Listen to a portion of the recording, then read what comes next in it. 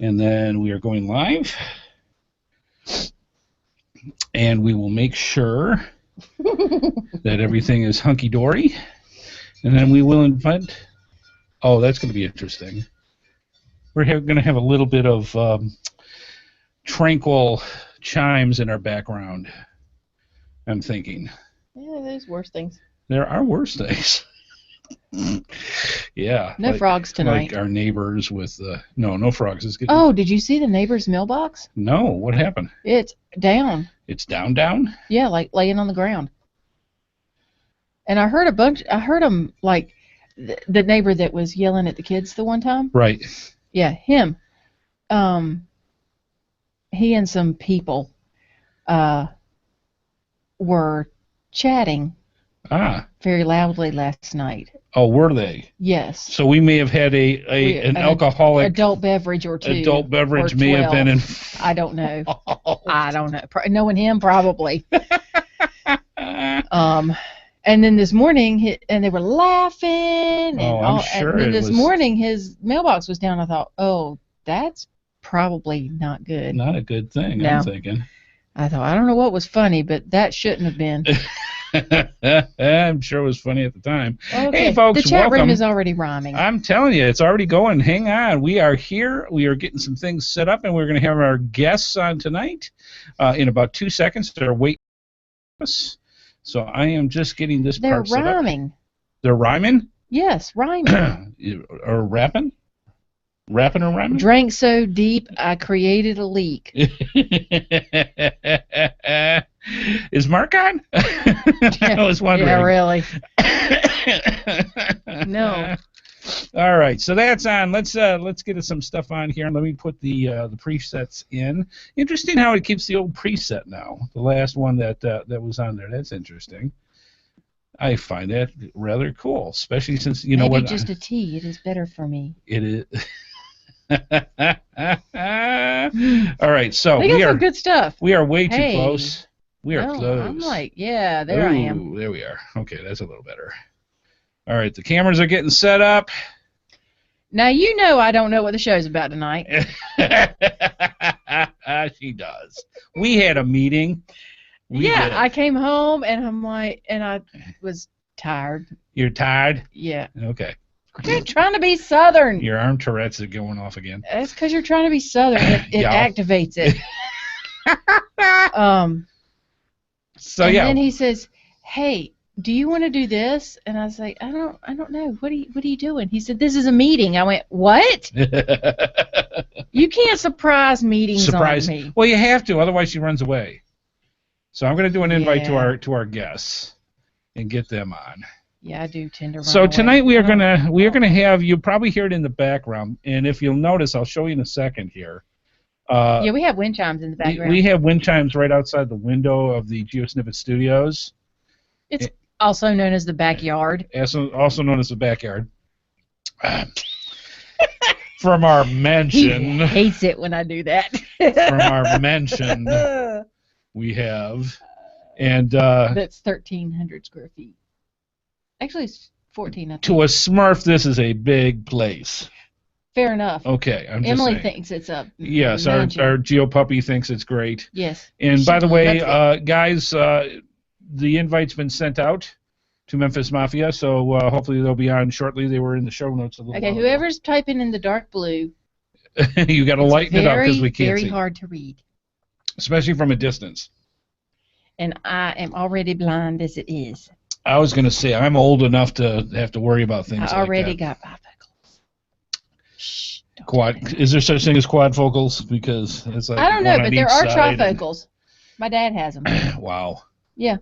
For seeing distance normal, seeing distance and yeah, I mean he's got to work to look at stuff, but yeah, there's trifocals and he's got them. Cool. Gasman. Yep.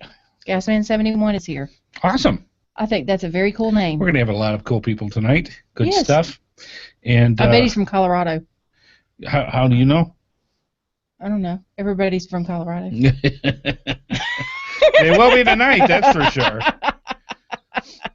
Okay, keep an eye on the thing here, and I'll send one more invite out to Keep an eye on what thing? On the chat room, because you should be getting right, because you've got to tell me to do that. Well, So I'm going to send one of two as she pinches me. So there's 2 circles that I have here. I'm going to send it to both. And then that way... Oh, see? That way we will have both, and they can choose which one they want to use to join us. Okay, so that's out. I've just got the 2 focals so far. I have one, though I do this a lot. He will have bifocals as of Saturday. His eye appointment is... You're a newbie in North Carolina. That is awesome. Awesome. Welcome. Yay! Yeah, absolutely. A fellow North Carolinian. Yes. But yeah, he has an eye appointment Saturday. Mm. So he will have bifocals as of Saturday. I'm gonna call ahead. This should be interesting. I'm thinking. So yeah, we'll see what happens. But yeah, this will be a lot of fun. Memfis is joining us, and so we'll see what happens with that in the next minute or two as they come in. It takes a little time to go in, but yeah, if you can hear in the background, the wind is picked up. Now you know why. The wind's kicking. There's. Hey guys. Hey. There is. Here they are. There is no wind in the summer, so you always know when fall comes along in North Carolina because the wind chimes start working. Yeah, the wind starts kicking up. Yep. And hey guys, how you doing? Good. It was taking us a little bit to get everything set up correct. No, we're in the pre-show, so by all means, take your time. We'll get things going. You know me, I'll talk about anything. So. Yep. Actually, we got a lot to talk about. We got a lot of cool things to get into. For starters, why don't you tell the nice people from Australia? Oh yes, the people from Australia were very good to me. Amanda comes to me and she says, "You have a really weird package." I'm like, "Oh, that can't be good." So she brings me this. A large envelope for the people listening to the podcast. Yes, a large envelope with a lot of stamps. I'm like, okay, that's kind of odd. And then I realized where it was from. And then I realized I knew what it was. And it was a lot of path tags. Mm-hmm. How many did they send you? I didn't even count, honestly. There's a bunch. There's a bunch. And several of them have little fire extinguishers on them. If I can get them out. My apologies. I see hear the rustling of paper. I know. I'm sorry. 1, 2, 3, 4, 5, 7. Wow, that's They sent awesome. me 7. So that is really, really, really awesome. And this came from FireSafe and some other geocachers in the area. Yes, like? It came from Australia. From Australia. Route 66. Yeah, they've all got little fire extinguishers on them, which is very. That's the cutest thing. Adelaide, South Australia. That one doesn't have a fire extinguisher. So needless to say, she's beside herself. I was very happy. I'm like, look what I got from Australia, and he said, I haven't got anything from Australia. I have not had a care package from Australia. I said, well, that sucks. Yes. So yeah, I'm like, look at all my path tags. So yeah, good stuff. Yeah, so thank you guys very, very much. Yeah, we got a lot of stuff going. Guys, how do you want to distinguish between both of you? Because you guys go by Memfis Mafia, but how do you want to be called tonight so we can say instead of "Hey you, person on the right"? Yeah, Jesse and Chris. Kind of split it between Memfis and Mafia Wife. Mafia Wife. I could split it up. But yeah. Jesse and Christy are fine too. Yeah.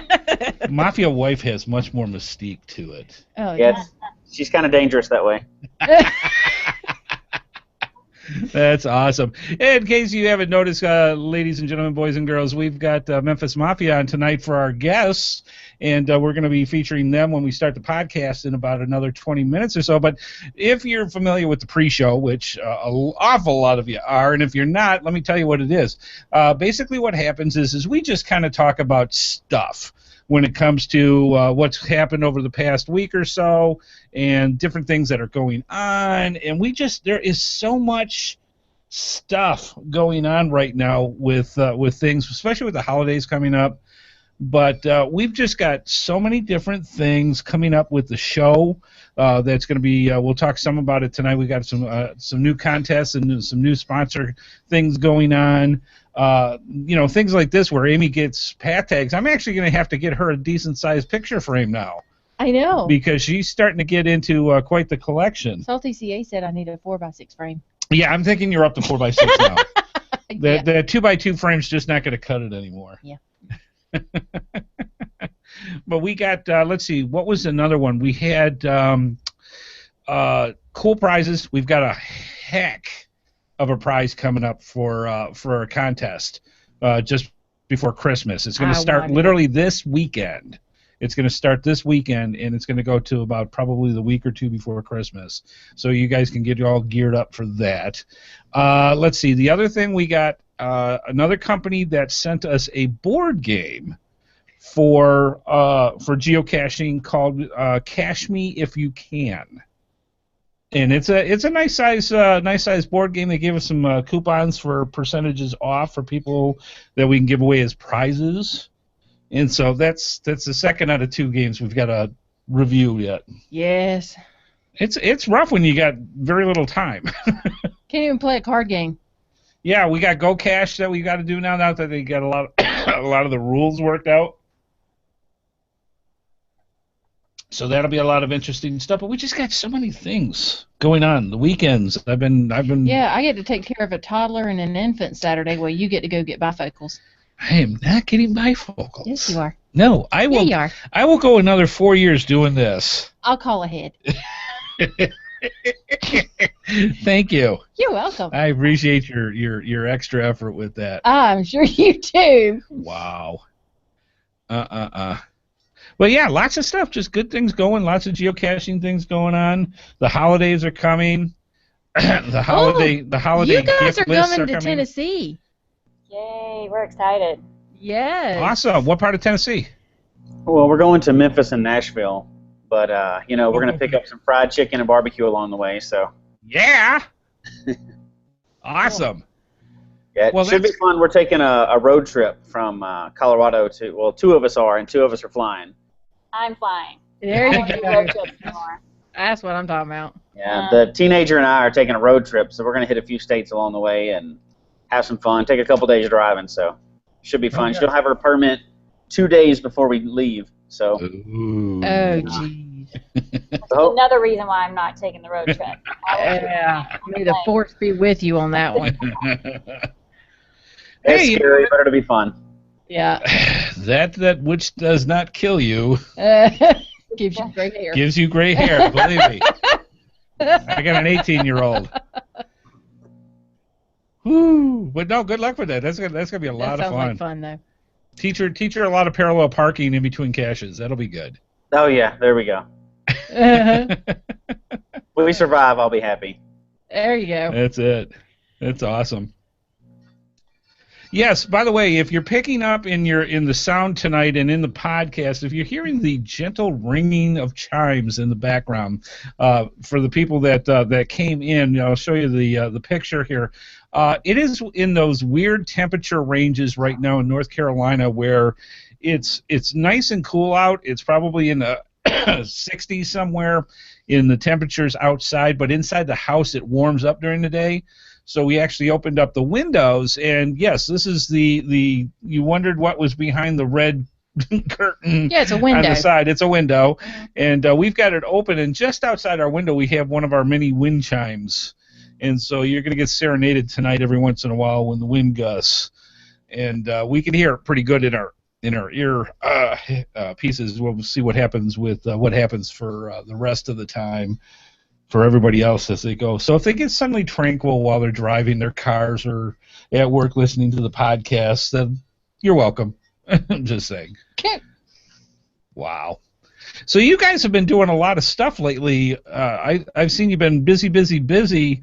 Without getting into too many things, how many miles have you put on like this year? Oh my gosh. Oh, a lot. I don't know. To include summer trips to Boston and where else have we gone? That's all we've done. South Dakota, North Dakota. Did we do that this year too? No. Well, you were doing some high. Where was the high altitude stuff? Oh, that's. Oh, that's here. So we, luckily, we live in Colorado, so hiking is great. We've hit a couple of 14,000 plus feet mountains. We get to do a lot of hikes out here. We got another one planned for the 15th. That's in a wilderness area, and pretty much you host an event here and set it up for a hiking event, and people show up. So you got a whole group of people to go hiking. So it's great. And of course, there's caches everywhere out in the wilderness, so it's pretty nice. We get to get some good miles in. That's awesome. I saw your mom went too. Yeah, we went and hid the first stage of a multi, so more than one mountain, but we're mean like that, so. Not like us, who are not exactly what we would call hikers. Fit. Whatever. If the elevation's about 1.5 feet, we're there. Oh, our lowest elevation is right at 5,000 feet, so that's just walking around town. So. Yeah, I'm like, they're in Colorado, man. The whole state's a mountain. Just about. The highest state in the union, so. Yeah. That's awesome. How's the GeoArt project going with that? Is that going well? It's going pretty good. With any big project like that, there's going to be wrinkles to iron out, and we've been trying our best to make sure all the locals are happy. And I think we have some good people that have been getting out and talking to them, and I think we got most of it ironed out now. While they were all on public roads, some people didn't want them to be on their public roads, so we moved them. And that's okay. That's no problem. It's something we want to be out there for a lot of people. So. And for a long time to come. So it's starting to shape up, but it's a lot of trips out to the east side of the state. So we put a lot of miles on going out there. I bet. Right. Yeah, we're going to talk about it in the show a little bit more as well, but North Carolina, we're trying to put together right now. I'm not. HeadHardHat is the name of the geocacher that's putting together the North Carolina Civil War Trail, and we literally this last weekend put together 150 plus geocaches for this thing. Mm-hmm. And they've already got the approval for where everything's supposed to go, all that fun, all the logistical stuff is in place. But it was interesting to see the different types of situations. She's been keeping up with probably, I'd say at least 4 different states, excuse me, and what they're doing. And what works, what doesn't work, that kind of thing. And we found out, unfortunately, for West Virginia, they actually had to shut down their Civil War Trail until some things got fixed out, because the hosts that they used to put the containers into were a styrofoam polymer type situation. Oh, yeah. And they disintegrated. They literally disintegrated. It was something that they did not expect. They tried doing as much testing as they could with it, and pieces of it everywhere. So that did not work out well from there. So she did other research, and it was interesting to find out what actually worked the best as far as durability and all that. And again, we'll go over a little bit more in the show when we get going. I've got a cough tonight, by the way, folks. Yes, so you're going to have to put up with a general cough in here. But yeah, it was an interesting situation. But to see 30 some odd geocachers get together and put 150 geocaches together in like 4.5, 5 hours was really something to see. That's a big project. It takes a long time to get it all ready, get approval, and then to maintain it afterwards. Oh yeah, that's a lot to maintain. Yeah, and the cool thing is the way that they have this issued out is that the people that put out the geocaches themselves and actually hide them take responsibility for the ones that they have. So not one person's going to have 30 geocaches. There's going to have maybe a dozen at the most. Right. And they're responsible for those dozen. And go from that way. So that way it keeps the maintenance a little bit on the low side for people, which I think is great. That's not too bad. Yeah. It is, and without getting too much into it now, our project took us several months of planning and placing and trips and talking to people, and it won't be over. So we keep bringing more people in, more locals in to help us out with it. So Yep. Yeah, you need the help, all the help you can with that. I mean, and again, it's just the first part of it, getting it out. It's the maintenance and everything else afterwards. Continue maintenance, and a road can be closed, or new construction can come into an area on any trail, and you have to change it. Yeah, you don't realize until things go on, and this isn't like a power trail kind of setup. This is where things are placed in key spots where you may have a cluster, within a certain set of square miles, where you may have they're set in 3 sets of 50. So there's 50 on the East Coast, 50 in the Piedmont, and 50 in the mountains. And in any given area that you're nearby, you may have only 4 or 5 geocaches that are near you. And so it's not like the Nevada Trail or anything like that, or the ET Trail, where you're just going every 600 feet and going in this way. They're actually, you got to go do some exploration when you do this, which I love. I think it's great. Yeah, it's good. It's different. And you mentioned the Nevada Trail. That's that ET Trail out there. That's pretty neat. But it's just different type of geocaching. Just like the trail you're putting out and the geo art we put out. There's stuff for everybody. So. Yeah, and it's cool to see how many people like the geo art. How much they love to. If they go to just see if they can accomplish it. It gives them a goal to go for and go from there. It does. It's neat, and some people like it. Some people despise big long power trails, and some people like and hate a bunch of parts of it. But we're lucky enough that we like every single part. Some of us likes everything. So it's awesome, and you're never going to get it where you're going to please everybody. You're hopefully get it enough that enough people that enjoy it and can truly appreciate it and like it, because you can't please everybody. No, you can't, and not everything is for everybody. You don't have to find every single cache in the state. No. Okay. There's some that you don't have to go for. Yeah, that's exactly it. That's why there's so many different kinds. Yeah. That's right. And it's interesting with the one that they're putting here. They were very, very specific in. The geocaches themselves are not difficult. So in other words, you're not going to see too many 5.5s in this thing. The idea behind the entire process behind the trails is that for people to learn the history and to gain the information of this is the area where Sherman crossed the river to get into North Carolina, or this is the area where Lee signed for the end of the war for that part of the battle or that part of the war.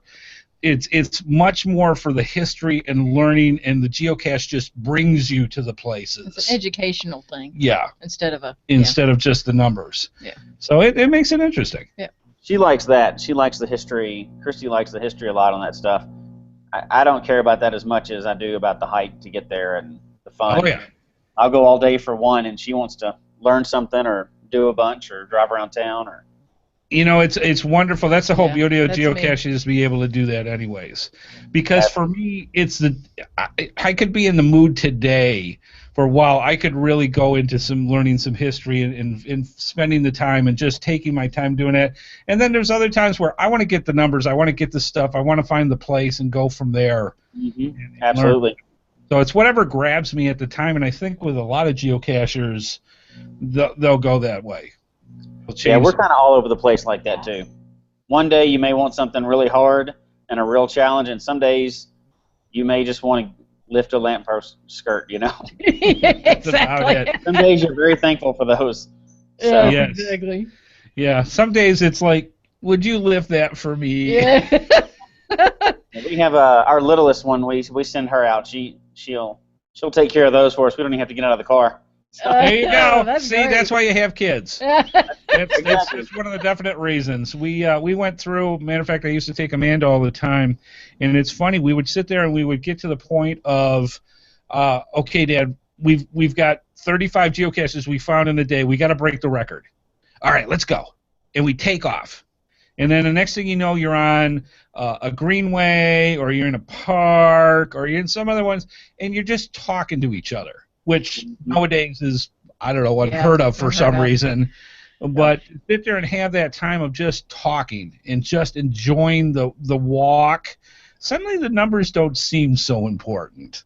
And you do a lot more of, well, we only got 12 today, but man, that picnic you brought with us, and we just sat at the table and just had a good time enjoying it, and just, kicking back and actually talking is that's great. Yeah.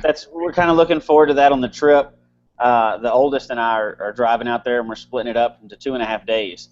So we get to hang out, and we'll do some caching along the way, and we're actually even going to host a couple events along the way too, just to meet local cachers. And but we've got time to just play along, and take our time and stop and eat junk food and all that other fun stuff. Oh yeah, that's half the fun. Oh yeah, absolutely. You got to spoil road trip without junk food. Yeah. How old's your oldest? She will be 15 2 days before our trip. Yeah. So we're just before boys. Do what now?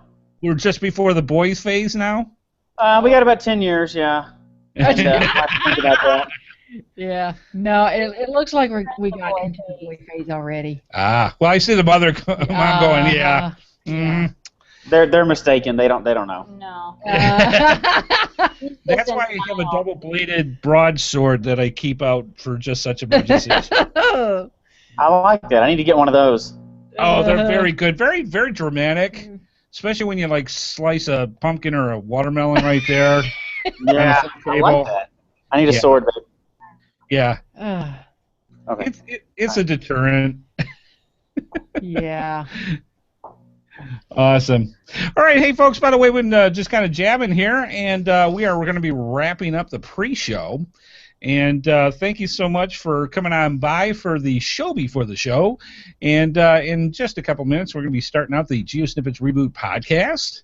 And again, we hope you enjoyed the pre-show. And we had a special guest, and we want to thank Memfis Mafia for stepping on by for that. They're going to be our featured guest for the podcast itself. And again, thanks to all our patrons who come by each and every day and give a listen to us. We really, really appreciate you coming by and supporting the show. So thanks again, and we'll be starting the GeoSnippits Reboot Podcast in just a minute. All right, let me make sure this is all as soon as he figures out what's going on. Yeah, that never happens. I just wing it. No, that's me. You're supposed to know. One of us has to know what's going on. Oh, we're in trouble. Well. I'm just saying. There's that. Yeah, lots of people in the chat room tonight, too. This is good. Yes. This will be a lot of fun.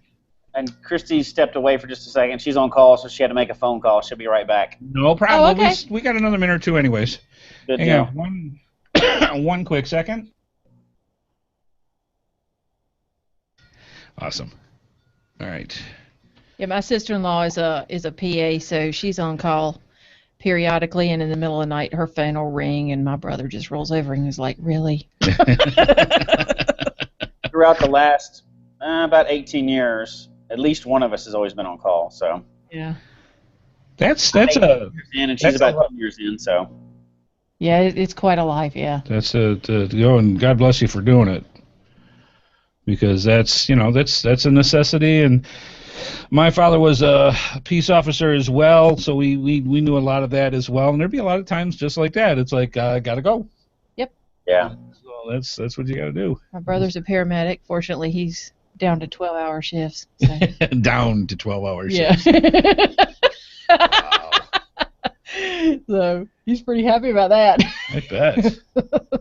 Yeah, but that starts as a 12-hour shift. Usually doesn't end up that way. Yes. Yeah. Well, he was working. He started out as a volunteer, and then he became full-time, so that was 24 hours, and it was, so yeah. He's pretty happy with 12-hour shifts now. Well, it's amazing with anybody in the medical field or law enforcement or military or anything else that goes with that. Mm-hmm.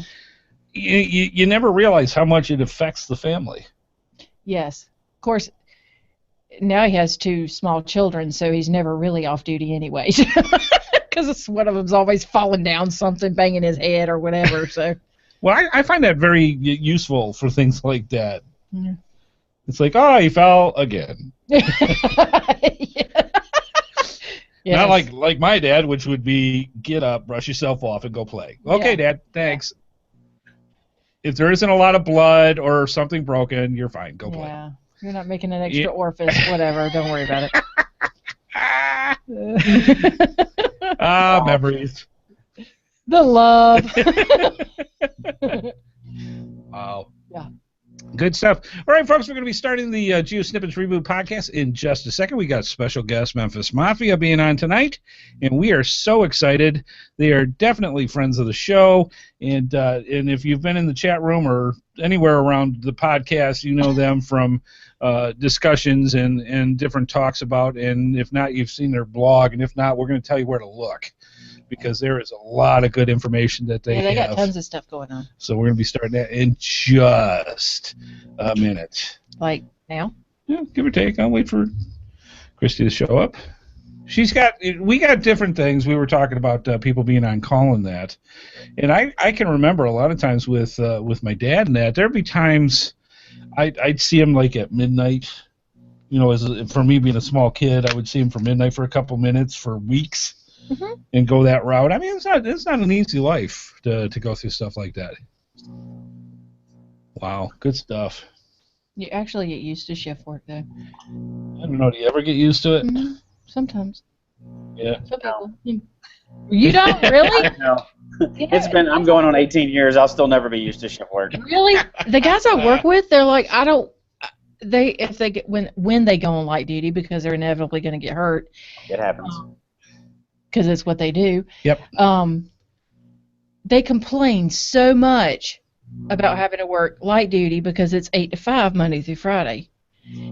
And I will never forget the first time one of them came up to me and said, "This working 5 days a week and only having 2 days for a weekend, it stinks." Welcome to normalcy. You can't ever get anything done on the weekend. They were complaining so much. I said, whoa. Welcome to my life. Hello, what do you think I do every week? That's it. And he's like, man, that's terrible. Yeah, but it's nice being off on the weekends, though. Yeah. Yeah. Yes, it is. Yeah, it is. And I would like to have a weekday off periodically, though. Yeah, no doubt. One of the best shifts I ever had was working Monday, Tuesday, Thursday, Friday. It was 40-hour shift. That'd be nice. That was cool. I like that. I love IT. All right, I'll tell you what, folks. We're gonna get started with the actual show, and it's gonna take a few minutes before we get actually to Memfis Mafia. By the time we get some of the initial stuff done, and so by then Christy should be back, and she's back in here some biz. So we will get on there. So sit back, relax, get your favorite libation, your favorite snack. The GeoSnippits Reboot Podcast is going to be coming at you. Oh, give or take, right about now. Now. No? The other no. Not now. Okay, we're going to start now. Right now. The GeoSnippits Reboot Podcast is a proud member of the Tech Podcast Network. If it's tech, it's here.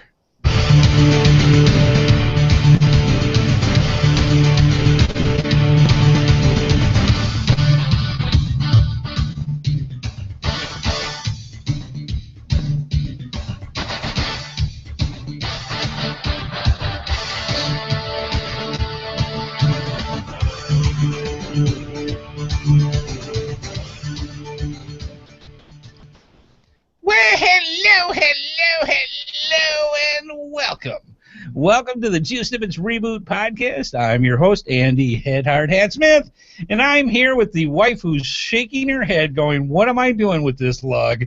Wife Amy. I really should turn my headphones down. You really should when I... Hello! Yeah, because that's really loud. I'm sorry. No, you're not. Not one bit. It's November 6th, 2014, and in the next hour or so, both co-hosts HeadHardHatress, wife Amy, and I'll bring you some interesting information and tidbits. I'm sorry, who am I? You are the you are the headless horseman, or the horseless headsman, whatever that is. Eat a Snickers. Funny. I do like that. Paid for by Mars. I'm just saying. Uh-huh. And I will bring you some interesting and if not completely bizarre information and tidbits about the game, the sport. Yes, the obsession, known as geocaching. I had technical difficulties. Already? Yeah. Wow, we haven't even started. Google hasn't even done their placement yet. No. Wow. I'm going to work on my headphones. Okay, she's going to work on her headphones. I'm good. Did you unplug? I don't really know what I did. Okay, did you push the big red button? Yes. Don't push the big red button, I'm just saying. Wow, yeah, good stuff. The one with the X. Yes, the one with the X that says, Amy, don't touch. Yes. Okay. You mean this one? Click. Yeah. I'm giving you a shot right now for the people watching the video of the GeoSnippits Studios, and you will notice to my left, beyond the Star Wars poster, it is wonderfully in the 60s weather-wise in North Carolina. Is it? And so in the house, it's actually much warmer. Well, it's in this room. It's much warmer. Well, we got the lights, and we got on. all the other stuff on, and it gets warm in here. And so we actually have. If you ever wondered what was behind the red curtain, ta-da! It's a window. It's not the wizard. No, it's not the wizard. Do not, ignore the man behind the window. Yeah, behind the curtain. Well, I blew that line. Yes, you did. Anyways, it's keeping us nice and cool. And there's a breeze that comes through every once in a while. So if you start hearing the tranquil sounds of wind chimes, that's because there's one just outside the window here, and the wind has been kicking up a bit. We've got rain in the area. So if you hear, it's like, do I hear wind chimes? That's why. So yeah, that's what's going on here in the GeoSnippets studio. And we've got a very special set of guests, actually. Tonight we got Memfis Mafia on. We can't wait to talk to them in just a few minutes. The chat room is a-buzzing. Anything good going on as usual? Oh, yeah. Yeah, we see that Faux Pas on. Lisa's here. Lisa's here. Taz is here. College Bear's here. We got quite a few people. Pas. No, I'm sorry. It's Faux to Pro. Faux Pas. Faux Pas. That's Faux for short. Hey, folks. Jeez. That's how it is. So, yeah, we got a lot of good people in. Gasman71, we found out, just came in and is a newbie from North Carolina. Yes, he is just north of Charlotte. How do you know it's not a she? Of course, it is Gasman. That was my giveaway, yeah. If it was Gas Person, I guess that would have been a little more to the point. And 71 could be age, so he could be really, really old. Or he could be the age of my brother who was born in 71. Like your wife? Yeah, anyway, so that's how a lot of things go around and here. He digresses. Age and wife does not compute. I'm just saying. That's how that goes. Do we have a little one waving at us? We do. I saw a little one. Hang on, let me switch over here. Hey, sweetie. Awesome. Now, I take it this is not the 18-year-old or the 15-year-old. No. This is our 7-year-old. Hi, sweetheart. The lamppost queen. So. All right. She's the one that likes expert for those. Berry milk out of champagne glasses. Oh yeah, that is her. Oh, now that is doing in style. That is pretty cool. Yes. Good stuff. You have to do everything special. Yes. Well, she is a redhead. I'm going to leave that right there because Dad will get really mad at me, and I don't want a sword going my way either, so that'll be nice. That's awesome, though. Good stuff. Let's see. Let's jump into what was going on over the past week or so.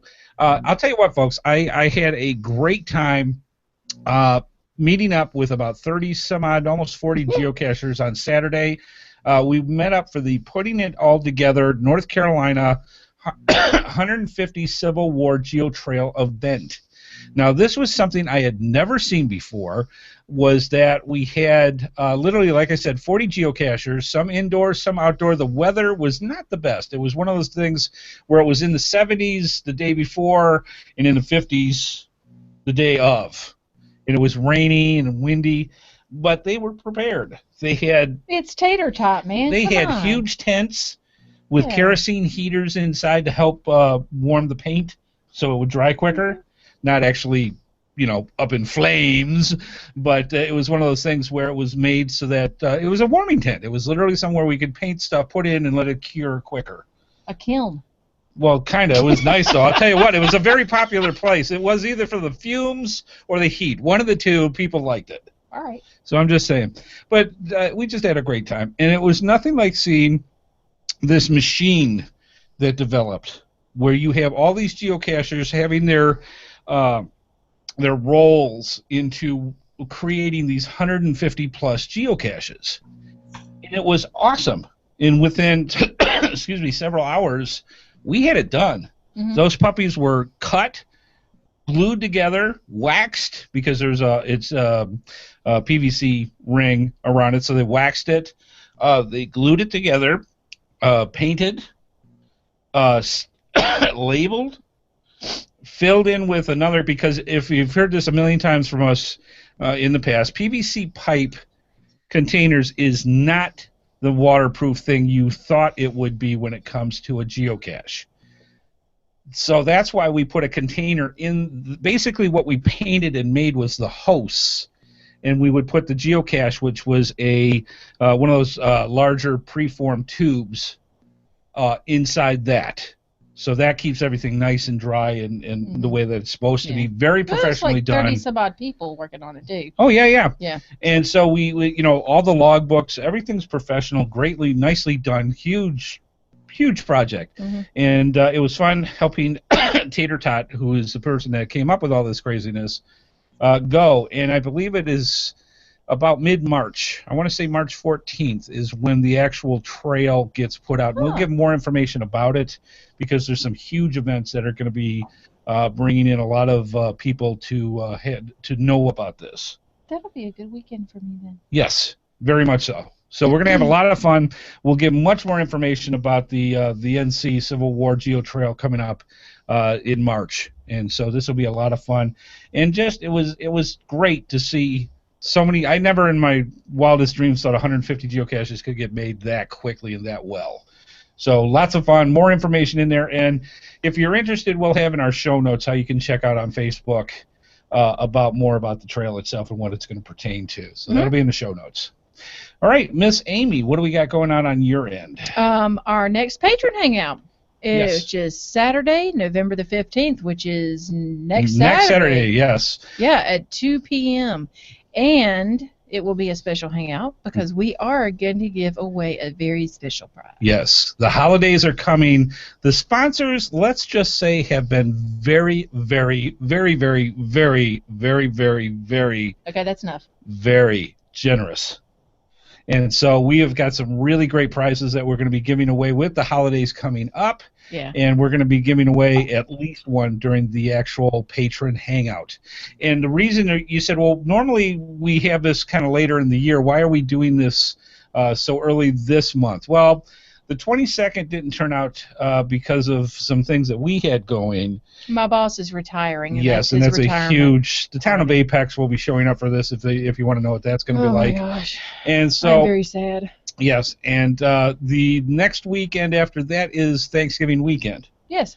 And we didn't want to mess up everybody for that as well. So that's why we're doing it the week before. Yep. So Saturday, November 15th, we're going to have November's hangout. And I think we're going to probably have December's about the same time as well because of the same situations. Yeah, because we have Christmas and you got the holidays, and we want people to be able to come by and go through all that. Actually, yeah, I got a conflict on the 13th, but anyway. All right, well, there you go. So anyways, that's how that goes. And, you might be saying to yourself, hey, wait a minute. How can we get into more information about the show? How can we meet Amy and Andy? How do we get to meet cool people like Memfis Mafia? There's all sorts of things that you can do with this. One, you can watch the live feed and join us in the chat room by going to www.geosnippits.com on Thursdays at 8:30 p.m. Eastern Time. We also have, if you click on the GeoSnippits page, our social media page has everything that we have for the shows, for Amy, myself, all the social networks that you can do. If you got a social network, we're in it. And you can get in touch with us through there. Amy does a lot of her stuff on Facebook. I do a lot more on Google+. Plus we've got Pinterest, we've got Twitter, we've got everything that's... Twitter, it's kind of like Twitter, only with more tweets. Bird? Yes. Okay. That's how that works. So we clarify. I'm glad you do that because that points things out and people go, did he just say tweeter? So yeah, thank you. That's why she's here. Keep me on that straight and narrow. It's what I do. Nothing with me is narrow. Anyways, so finally, make sure that you by all means that you subscribe to our YouTube channel, and the reason is that we have all our. When we do a show, every time we do a show, it automatically gets published and put onto YouTube. Every time we do a vlog, a GeoSnippits video, anything that we put out of special interest on YouTube, that automatically goes in your subscription box if you are subscribed to our channel. If not, you got to go hunt and peck for it, and that is no way for you to go. We do enough of that in geocaching. I'm just saying. So make sure a lot of hunting back. I would much rather have it say, "Hey, I'm right here. Click on me." There are days, I'm telling you, I would much rather prefer that. So please, please, please make sure you have us in your Google Plus circles, and you also have us in your subscribe to our YouTube box. We greatly appreciate it. And finally, we have our voicemail line where you can call in your questions, your comments, your suggestions by calling 919-341-9519. Or you don't even have to do that. You can go right through your tablet, your smartphone, your laptop, your PC if you've got a microphone, and click on our Send Voicemail tab. And you get up to 3 minutes to say anything that you want about the show, what you like, what you don't like, more things you want to see, adventures, milestones, all that good stuff. Let us know, and we will put that onto the show when we can. And that way, that gives Amy something to do with viewer feedback. Unfortunately, not tonight. Sad Amy. Just saying. Come on, look at that puss. I'm just saying. As she snorts in her microphone. She explodes. She even put in the show notes, sad Amy. Dude. Wow. So, yeah, no viewer feedback tonight, but that's all right. That gives us more information and time to talk with our guests. But before we get into that, why don't we get into this?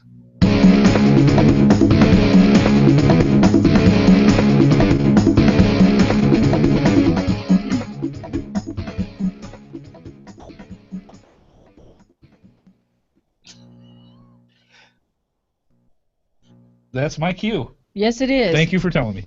Tonight's episode is brought to you in part by cache-advance.com. For all your geocaching needs, cache-advance.com. Go find it. And also by coinsandpins.com, the best place to get custom coins. Please don't move the notes. GeoCoins, lapel pins, and patches made. Go through our GeoSnippits links and use the promo code HeadHardHat for a 10% discount. And FYI for our listeners, you can sign up for their newsletter to get notified of when new coins and patches are available for sale. We're also very thankful to all of our sponsors, and if you want to see more of their products, be sure to go to our GeoSnippits websites and simply click on their logos. Not only do you get great deals, but it helps our program as well. Dude. Dudette. Moving the notes when I'm reading? Are you kidding? You said that line how many times? Not that smart. You've been on 60 episodes already now. And I'm not that smart. What can I say? That's how it goes. Hey, speaking of new stuff, as you go, what? We have something cool coming up. It is the holidays, whether you want it or not. And when I went to the Geocaching event, when we went to the Geocaching event. Yeah, I was kind of there with you. In Rome, Georgia. She tagged along, or I tagged along. Somebody tagged along. I was in the car. Yeah. Memories. Anyways, so we got to meet up with a lot of the sponsors, and they were... Why? Because he didn't work the event. That's right. And we have tons and tons of stuff that we're going to be giving away over the next few weeks. And one of the things in return that we brought up, and I talked to the sponsors, and we're going to get just a little bit more information from each of them, because I know Lisa's in the chat room right now for cache-advance.com, and Beverly from GX Proxy, and Aaron from coinsandpins.com. Mm-hmm. All of them have sent stuff to us. Mm-hmm. What we are going to do is we are going to feature on our main page on geosnippets.com at least through the holidays.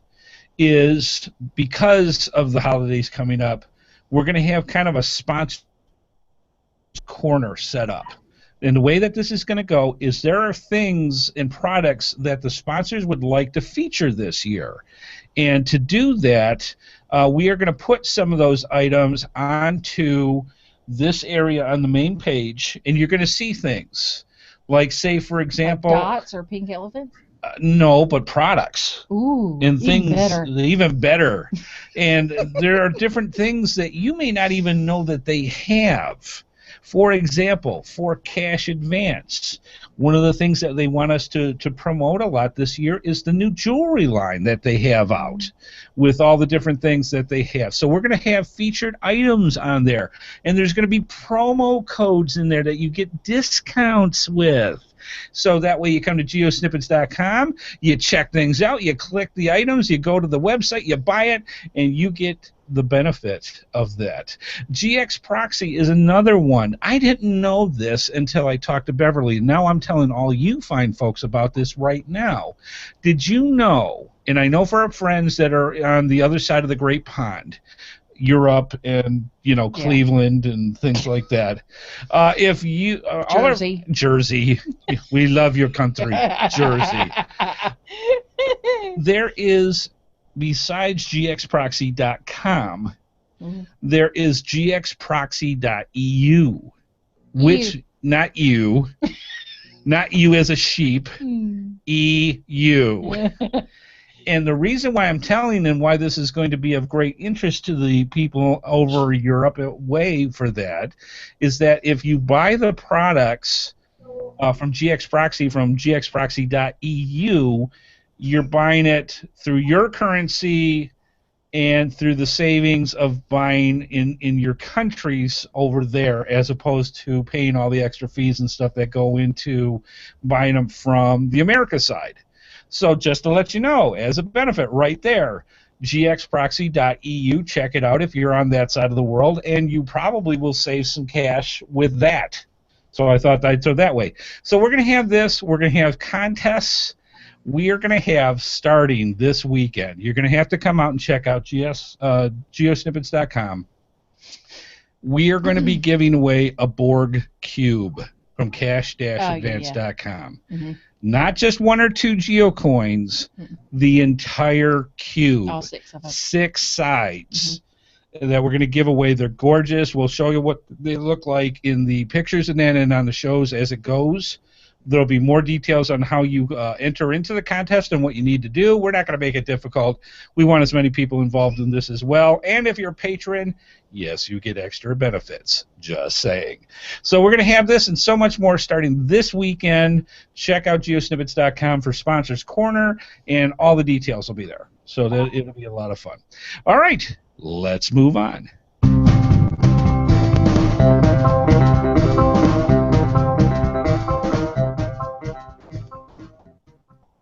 Yee-haw! Yep.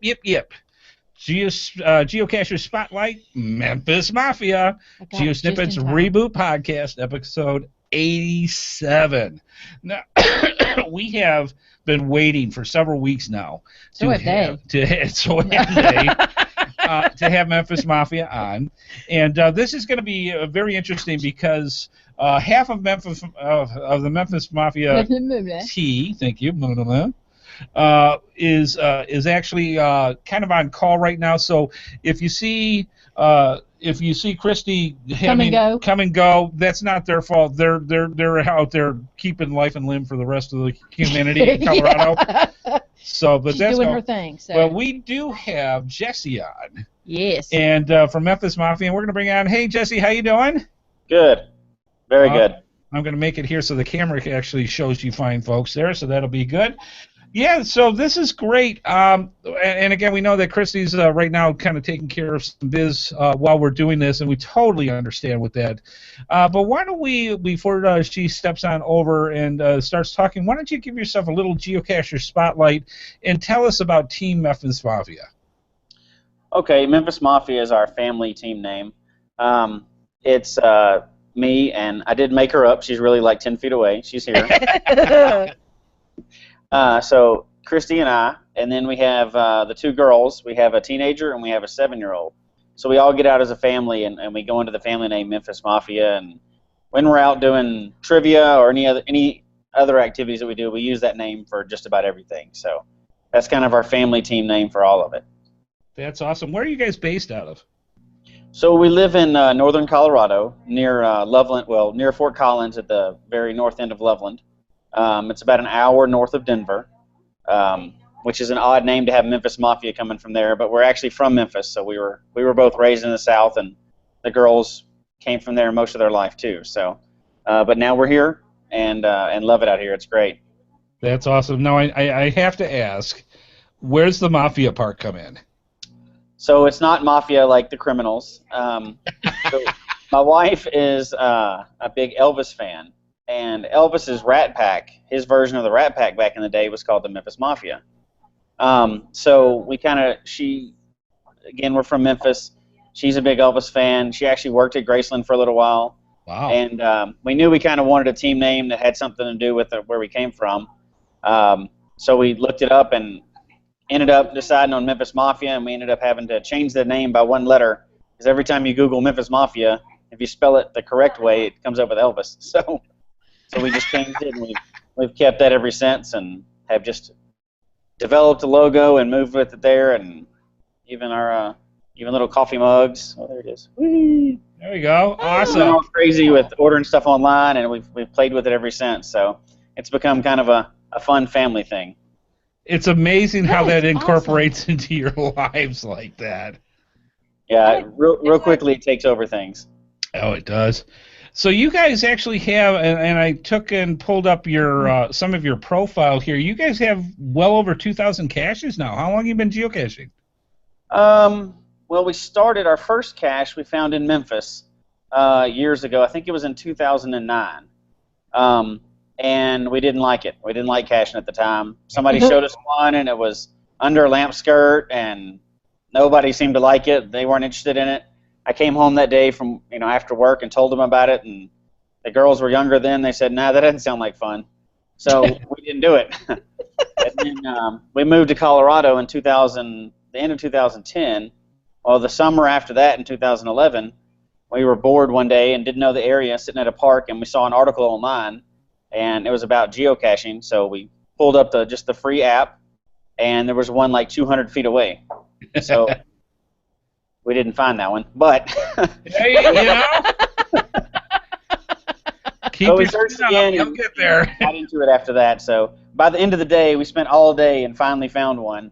And after that, we were kind of hooked on it and been doing it ever since. Pretty heavy since then. So I bet, because like I said, you got over 2,000. Caches found. The thing I actually found more interesting besides that was that you've got 2,083 travel bugs logged. The funny thing with that is one of the very first events we went to, because we didn't know anything or anybody, was GeoCoinFest. So they had a mega event here right down the street in Denver, and we hadn't even been to a local event really at that point. Didn't know anything about it. So our first one was a mega, and there were so many trackables there. It took us, I don't think we ever logged all the ones that we wrote down. So we had many more trackables than finds for a long time, but and end up just throwing away sheets of trackable pages. We're just like, I'm tired of logging those. So yeah. But that was fun. So that was our first experience with that. Do you find any now that are ones that you want to actually track, but since you kind of wore yourself out with it? Yeah, actually, one of our most recent events that Christy came up with was a trackable race. So we did an event, and she's doing all the data collection on that, and there was 47 trackables in the race, and they've been out for about a month or so now. So we've been tracking those full time, and it's pretty neat to watch how they're all going everywhere. And they've 4 or 5 other countries that they're in now, and states all over the place.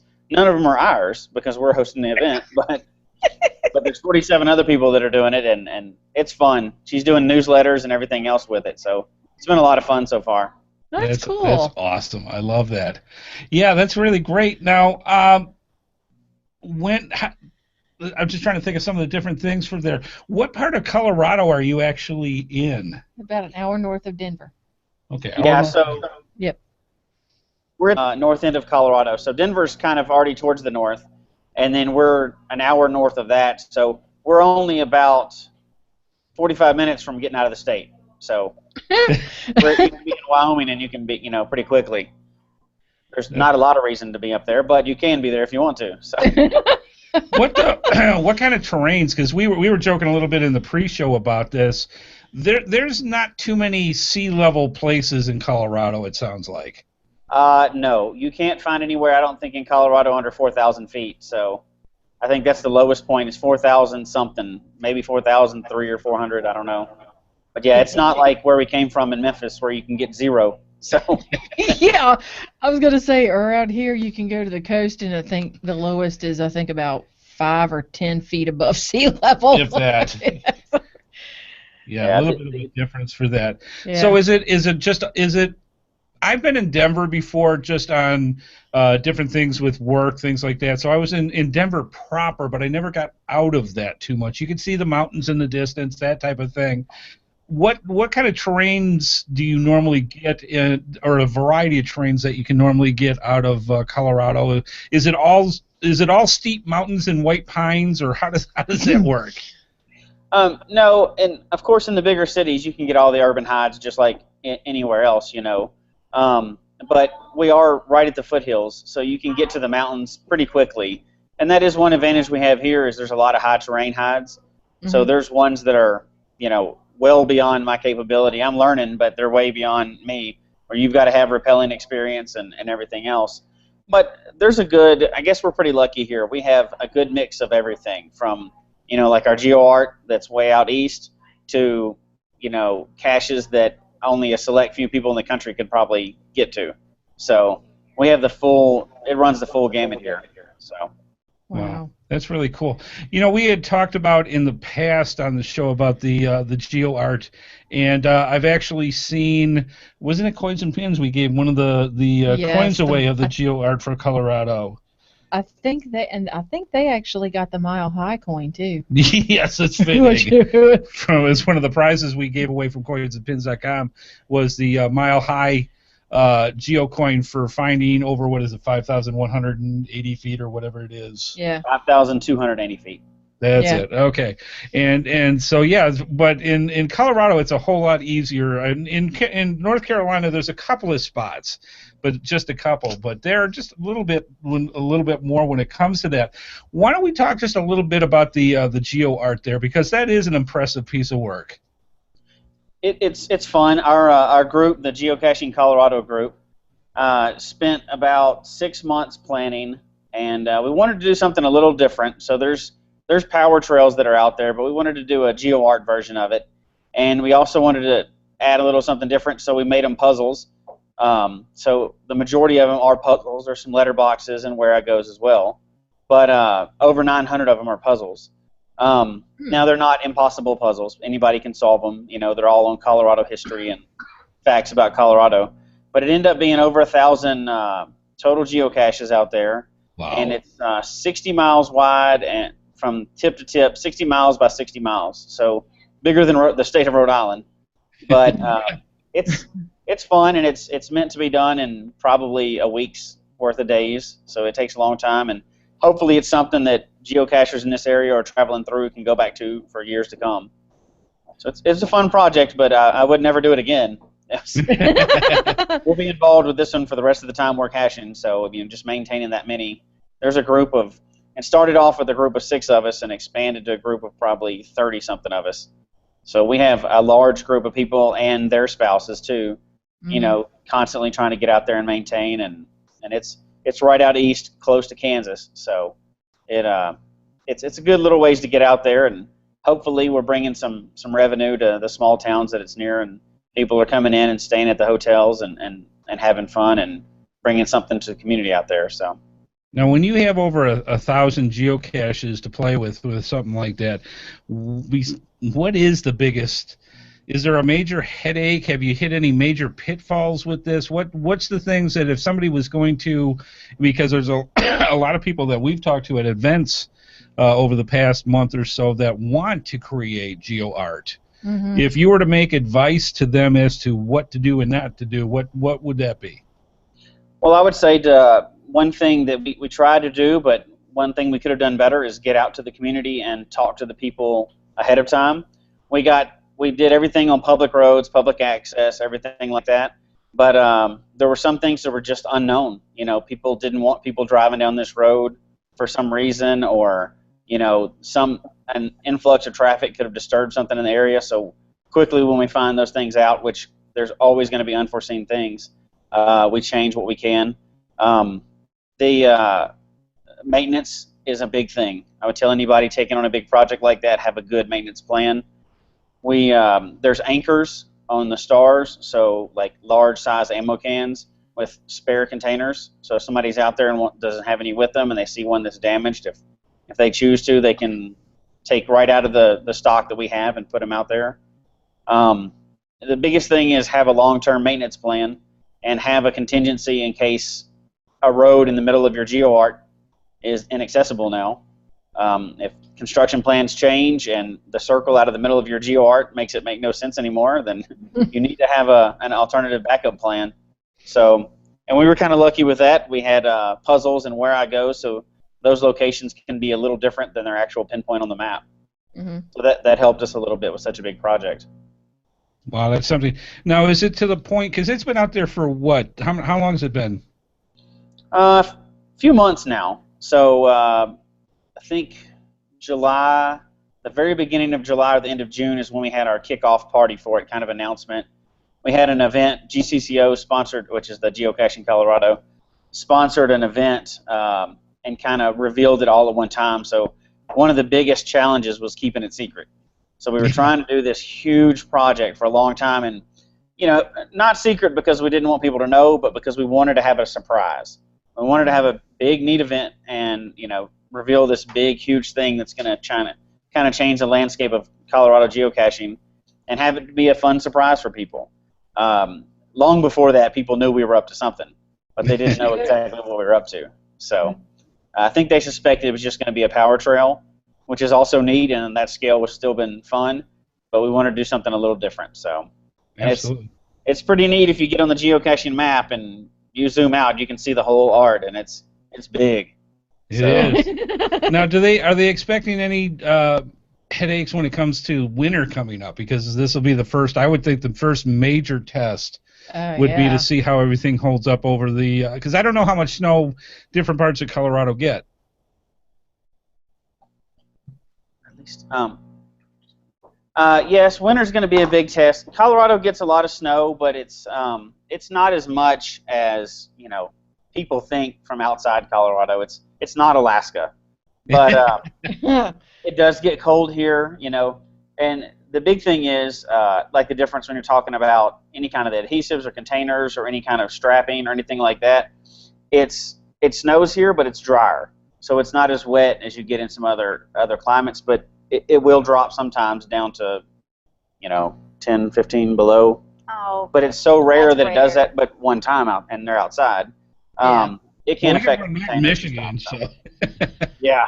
So it gets much colder in Michigan than in Michigan. Yeah. Yes. Oh, okay. That's awesome. So here. I guess I can. It's under 60 degrees. I need my parka. So it's.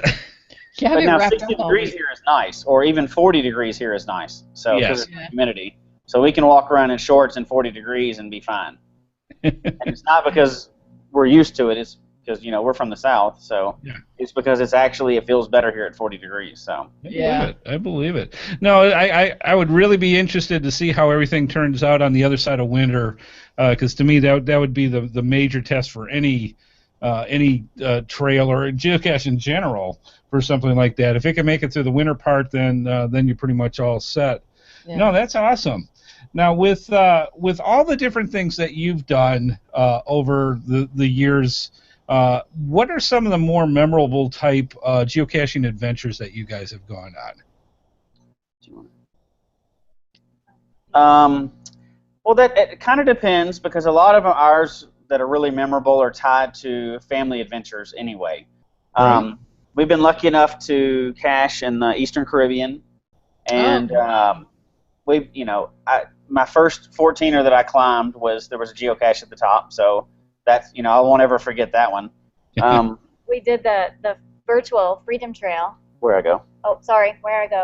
Lugging behind suitcases because we couldn't check into our hotel yet. So we walked 3 and 5 miles, something, a lot of miles with 2 big suitcases. In Boston this summer. So the Boston Freedom Trail, seeing all the historic places.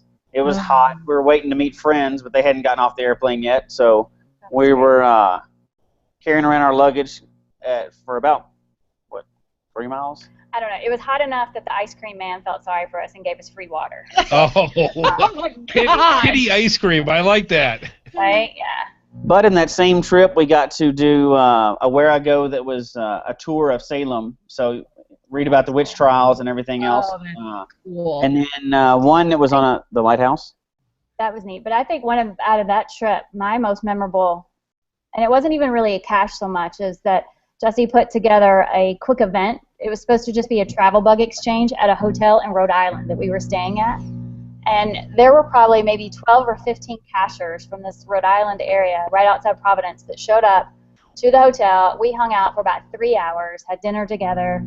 And to me, that was memorable because even though we had never met these people in our lives, it was just like hanging out with friends, which was kind of cool to me. I didn't know there were more than 15 people in Rhode Island, let alone all geocachers. It was the whole state. They all showed up. The whole state got together. There's got to be a badge for that, I'm thinking. Yeah. Now, it was neat because when you get to meet people out of town, and y'all probably done that a lot, their caching styles are like ours, or there's a lot of ours that are famous that are on mountaintops and things like that. For them, they do a lot of boating caches. So they get out in boats, and that was common for them.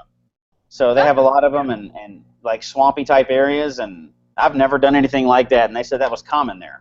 So it's just neat finding out how different, caching styles are from area, one location to the next. Well, that would be interesting because in a situation like that, they would be having all 5 1s, 5 2s, 5 3s, 5 4s. I know, right? Yeah, and it's so different. Some places are, like there was a couple, like the lighthouse. That was one of the really old ones we went to. We're not going to find any lighthouses here. So that was pretty neat. Not as much. No, it was at the tip of Provincetown and was allegedly where the Pilgrims actually did make land when they made it to the United States. So that was kind of cool. It's just neat where caches are so different in different locations. So. Yeah. It's something.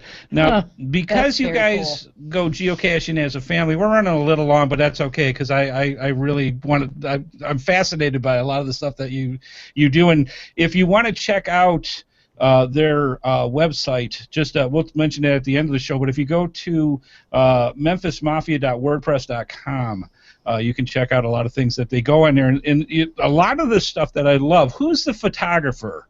Oh yeah, that's her.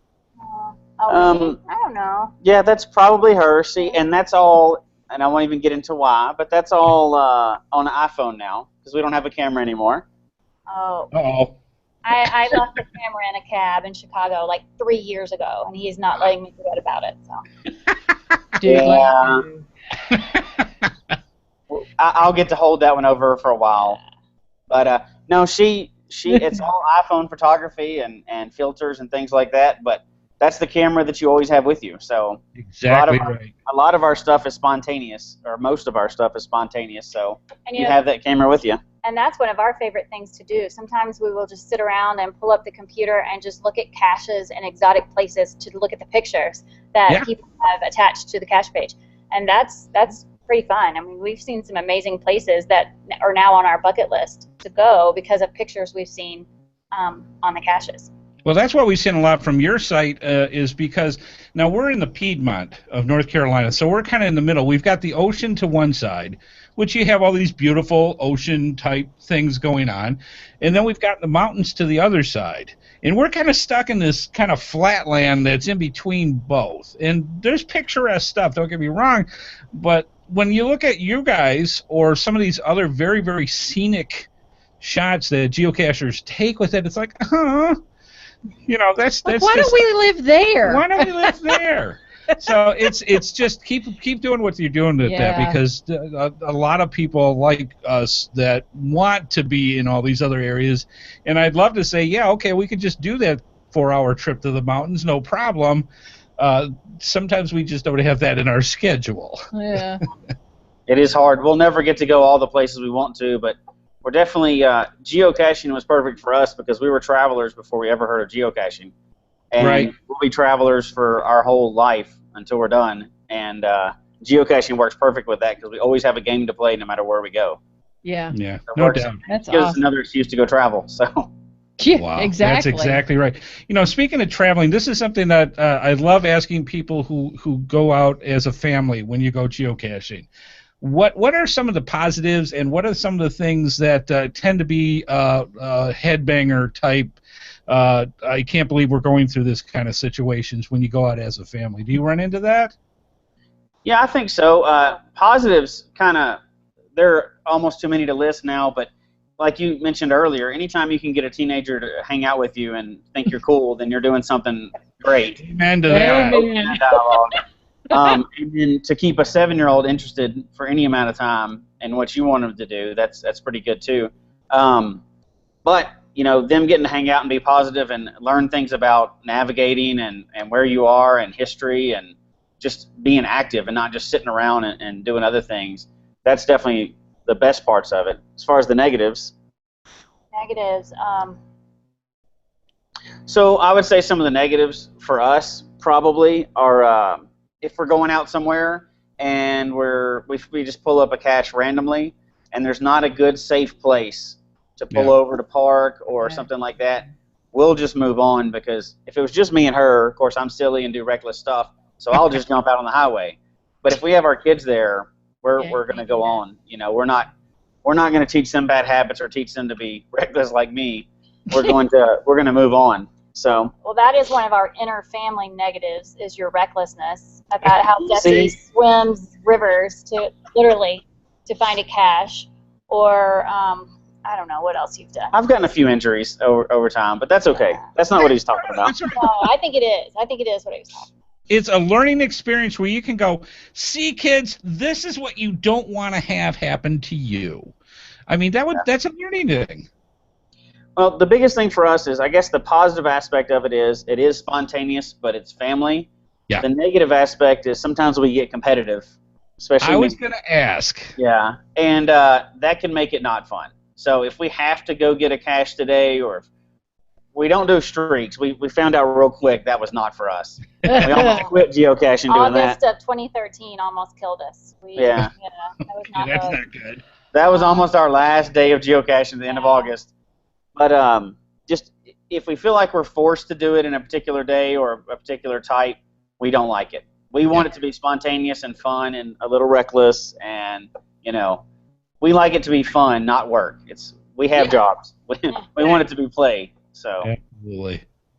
No, that's great. Now, if you wanted to recommend just some simple things for a family that may be just starting off with geocaching, what would you tell them? Some of the good things to keep them alive, and also to make things interesting, so that they don't get quite so frustrated. Yeah, I would say one of the things that we did that is now a little frustrating 3 years in is when we started caching, we went crazy and cached out our area. Yeah. So now if we want to go find a cache, like we've purposely waited for a while on finding caches to let the supply build up a little bit right around us so that there are caches available. But we totally cached out our town. So then when we did need to do August of 2013, where we needed 30 days or 31 days of geocaching, we were going all over the place trying to get these caches. So that's always my recommendation to newbies is have fun with it, but don't feel like you have to cache out your entire city. Go to the next town over or the next county over so that you still have something available close to home if you want it. And remember, it's just a game. So we all get caught up in our own things and our own obsessions and everything else, but it's just a game, and when you start taking it too seriously, that's when people have arguments and all this other stuff happens, and it's really just a game that you should be playing with your family. It's supposed to be fun. Yeah, I've heard people argue about how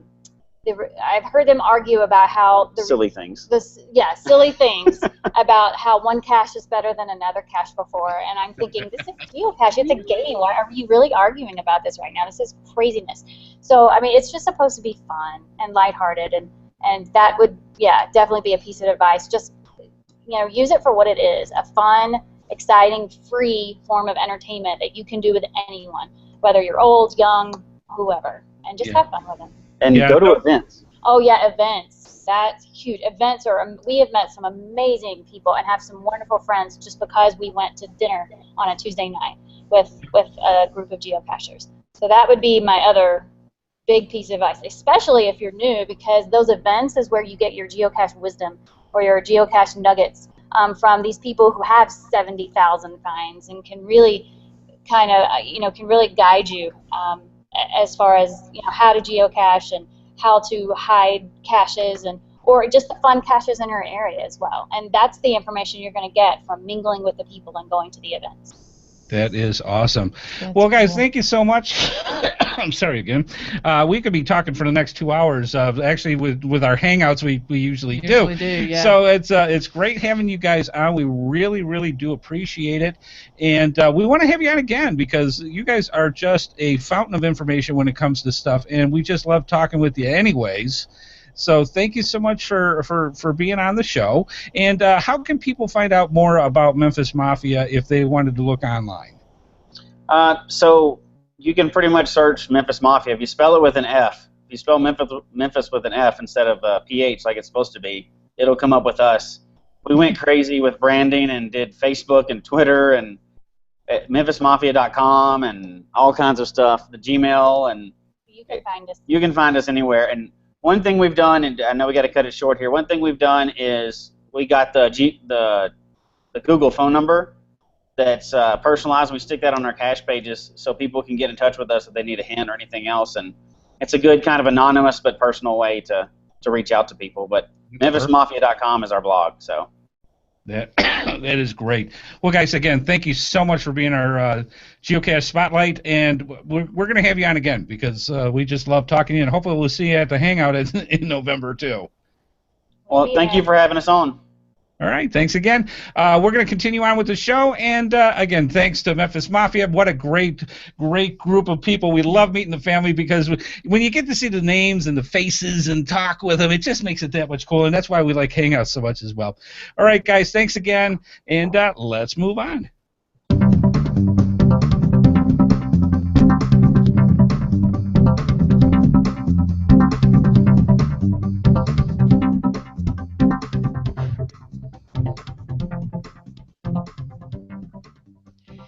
Your support helps keep all of the GeoSnippits Reboot shows running along. Please consider making a PayPal donation through the link on our website to support our efforts and your ongoing entertainment. From all of us at GeoSnippits, we thank you. Absolutely. And just to give a quick announcement about the patron campaign, you've heard us talk about it so much time. We've got signage all over the place. And you're saying, what's this for? What's Patreon? What's so big deal about that? It's very simple. If you become a patron for the GeoSnippits Reboot Podcast, not only do you help literally keep the lights on when it comes to us with the show?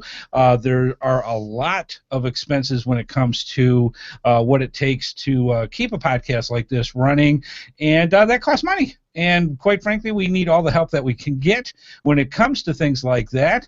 And it is a way for you to donate for the show and get some really good rewards that comes in. Some of the simpler ones, and they're nested, and I won't go through everything that goes on tonight, but just to tell you some of the rewards you get. We have our patron pre-show, that the podcast, the show before the show, that we put out in podcast form because so many people love listening to that. And we go through and digitize it and put it out and let all the patrons that support the show have access to that. So it's an extra half hour a week worth of content that you can get on your podcast while you're driving to work or at work or while you're in work, whatever works. You get that. You also get into our Hangout if you pay for that particular reward.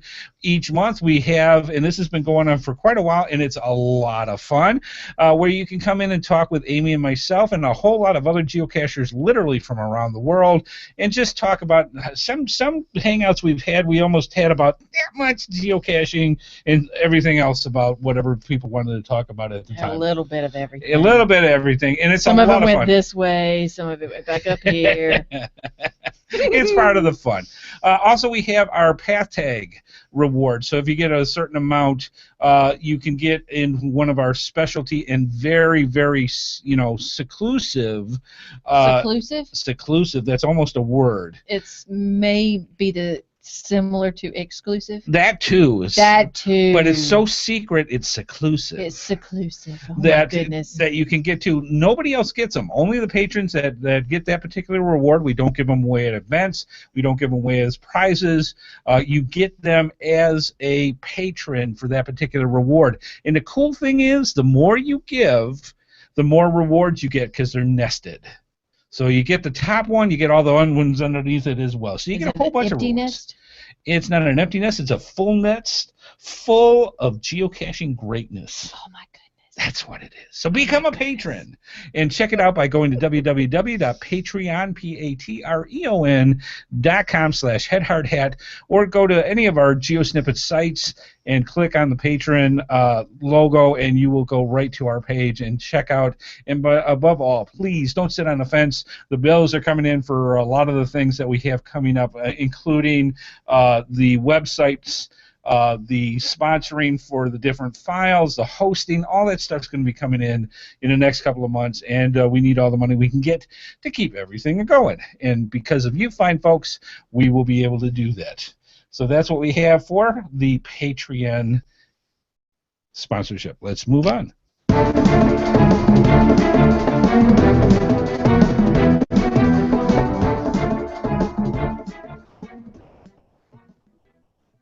All right, let's move on to the GeoSnippits Geocaching Cache Dash. Let me explain what this is.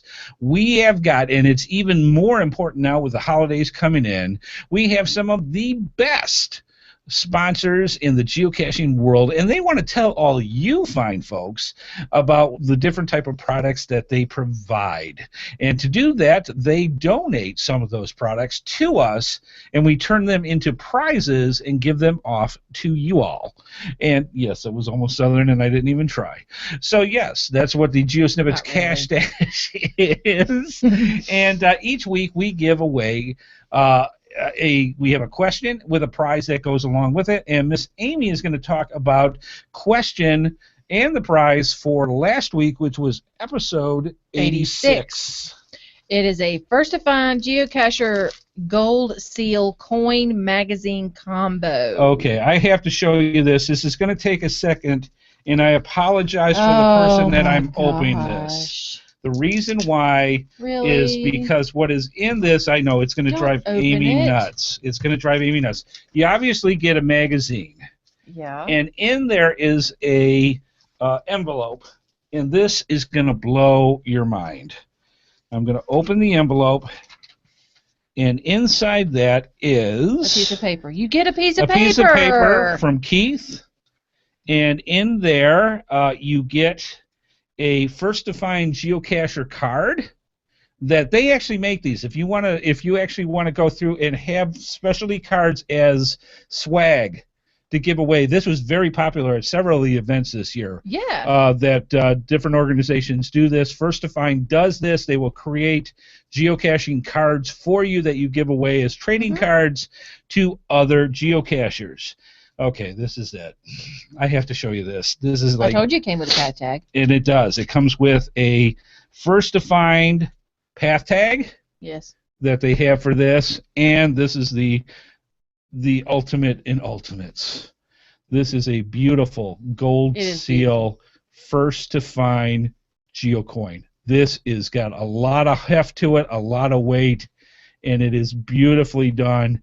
You get all of this as the prize for the lucky prize free in this case. Free for that. So why don't we tell them what the question was for episode 86 while I put all this away before I put it in my pocket.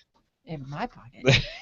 The question was, on geocaching.com, there is a page called the Geocache Rating System. Right. What is it used for? And what's the answer? It is not for barking. It is not for barking dogs. No. It is used to more easily determine the terrain and difficulty of a new geocache. Yes. If you are confused as to what you're going to, if you got a brand new geocache that you're going to put out and you're not quite sure what to mark as a difficulty in terrain based off of geocaching in general, the system will help you. The system will help you. You answer some questions and it will give you a very good estimate on what you need to do. You may have to tweak it a little bit, but a lot of times it falls really, really close to what you want to do, and it gives you a good guideline for that. Good. So we have that. What do we have for the person that actually is going to want to, win this? Well, the way this works is... You just told them what they're going to win. Yes. We have a random number generator. Flip. Yes, I have a random number generator right here, and I am going to put into that... No, it is not 4. How do you know? Well, it could be 4. Let me put it in. So let me go over here, and I'm going to get the random number generator in, and I'm going to put 1, and I'm going to put the total number... All right, the total number that's in on the list that I have on my screen right here. And I'm going to do a random number. And now what Miss Amy is going to do is she's going to flip the magic coin, and it's either going to be heads or tails. Now, say, for example, the random number was 4. It's not. All right, we would count, and it was heads. We would count down 1, 2, 3, 4 from the top, and that would be our winner. If it was tails, we would count from the bottom, 100, 99, 98, 97, and that would be the winner. So, Miss Amy, are we coming from the top or the bottom? The bottom. Oh, great. All right, so let me get the list. Oh, you need over there. Sorry. I am over here, sorry. And I will do from there. All right. Let me see to make sure that they've got the right answer. All right. I will mark it. And actually, it's kind of unique. Our winner is Chris, and it's a CJ Ricard. And if I remember correctly, CJ Ricard is the person who designed our Patreon path tag. So congratulations, Chris. You are the winner of that fantastic First to Find package. And we are going to get that out to you as soon as possible.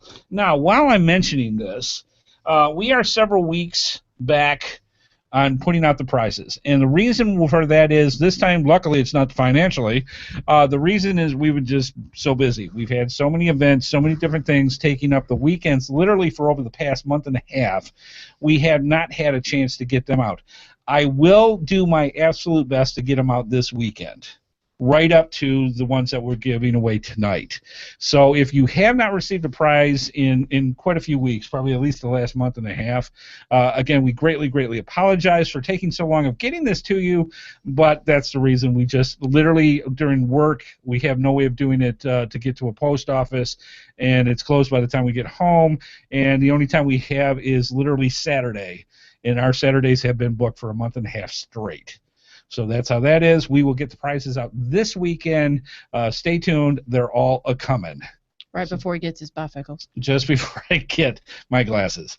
All right, Miss Amy, let's talk about question for this week, which is episode 87. But you're going to say to yourself first, hang on, you're going to say, wait a minute, we want to win this prize. How do we do this before you give that answer? I'm confused now. I'm kind of flustered. It's just because I'm next to somebody with so much beauty. No, it's because I said both bifocals. Yeah, but it's besides the point.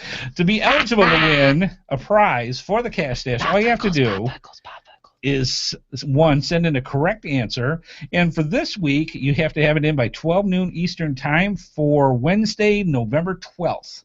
2014. So that's next Wednesday.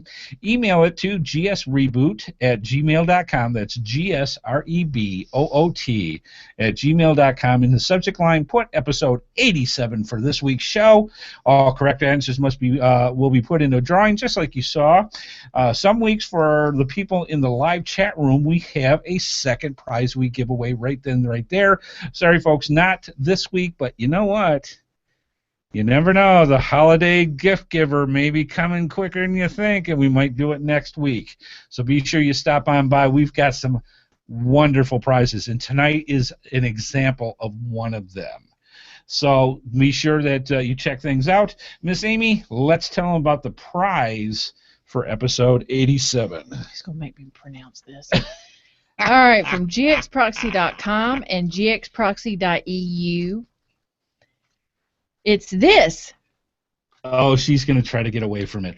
All right. Torque of Sir Nunos. Don't hurt yourself, honey. All right. These are. All right, go Yankee. These are the best of GX Proxy. They've got specialty coins. Even though I can't say it. Absolutely will blow your mind. If you're watching the video, you're seeing the package that you will be receiving. This is the Tour of Cernunnos. It's not Cernunnos. Cernunnos. Right. Torque of Cernunnos. Cernunnos. So the cool thing with that's a southern version. GX, y'all, of GX Proxy is this. The coin itself, and I'm taking this apart right here so you can see it because this is worth looking at. You can purchase these at gxproxy.com, gxproxy.eu. These coins are amazing. This is a guardian of the forest that goes back to Celtic times and Celtic legends. Celtic or Celtic, depending on whether you're from Jersey or not. And they are beautiful coins. They have heft. These are bronze and gorgeous colors to them. Can I see it? The cool thing is, you have to give it back. Ah. Not only do you get the coin itself, GX Proxy also gives you the proxy coin that goes with it. So if you want to put the proxy coin, which is a valid geo coin in my own mind anyways, they're beautifully done. They're laser etched. They're gorgeous coins. They've got heft to them. You get both of these as the prize. You can put the proxy coin out into the wild, not worrying about this beauty, this beauty staying in your collection. So you get both coins. That is the prize for tonight. What is the question, Miss Amy? If you Google geocaching fact sheet, there is a glaring numeric fact that is very incorrect. Tell us what is wrong and what the correct information should be. Say that one more time for the nice folks. If you Google geocaching fact sheet, there is a glaring numeric fact that is very incorrect. Tell us what is wrong and what the correct information should be. Yes, the Google geocaching fact sheet, or I'm sorry, the geocaching fact sheet that you'll see that comes off of geocaching.com has not been updated in a while. So you're going to see something right off the bat and go, wait a minute, that's not correct. And that's what we're looking for. And then we want you to come back with the correct information for next week's show. So do that, and I know it's a lot of work. I know it's a lot of extra work, but I'm telling you what, a geocoin of that value and of that, it's just a piece of art.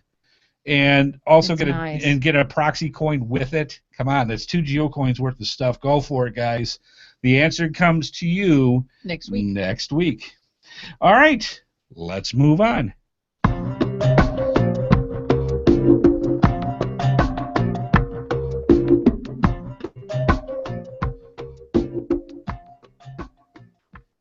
All right, folks, we hope that you enjoyed the podcast. We love doing it. As always, we want to say a special thank you to Memfis Mafia for coming on by and sharing some of their wisdom. We love having them on. And if you want to just meet up and talk with them, come to our next hangout. They come quite frequently to our hangouts, and they are just great people to talk with, as are all the other patrons that come and talk with us in the hangouts. You just sit back, relax, and just talk. It's great. It's an awesome, awesome way to get together, and we look forward each month to that. All right.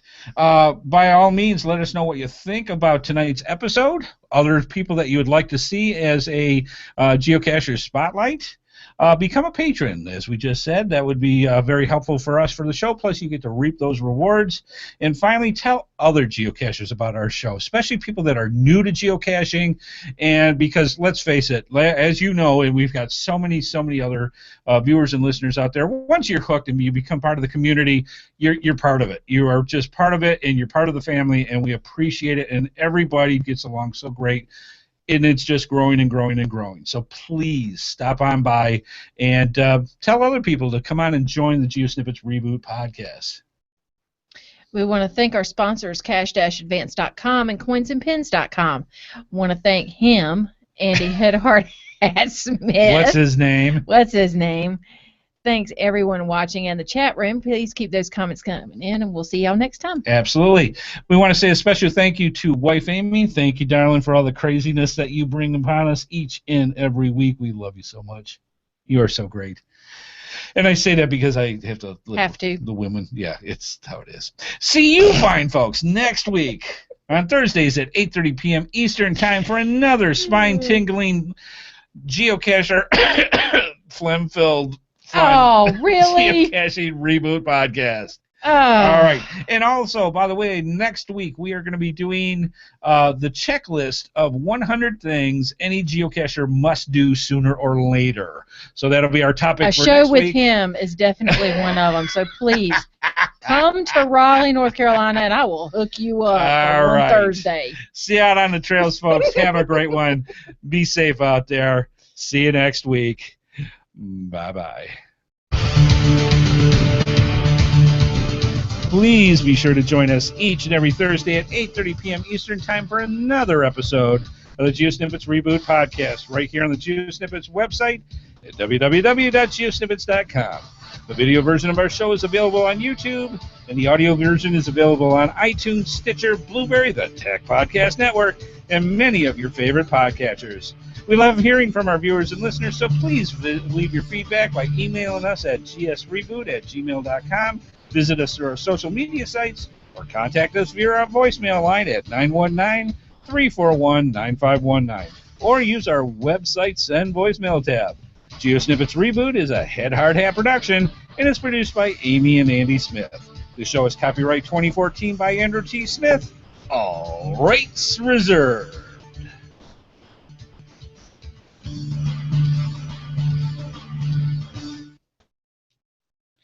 And clear. So, folks, thank you so much. We hope you had a good time. And if you've got people suggested, or if you want to be a geocacher on Spotlight Geocacher, let us know, and we'll see about getting you on the show. We'd like to have somebody on at least once a month. And it's just a great way of getting out and finding out so much interesting facts from geocachers all around the world. So, by all means, let us know, and we hope you have a safe week. I hope you have a great week. The holidays are coming up. Keep out of the craziness, and we will go from there. Unless it's your family. Unless it's your family, and you can't avoid that. You deserve it. Let's face it. It's all part of the fun. It's genetics. It's genetics. All right, folks. We'll see you next week. Have a great one. Bye-bye.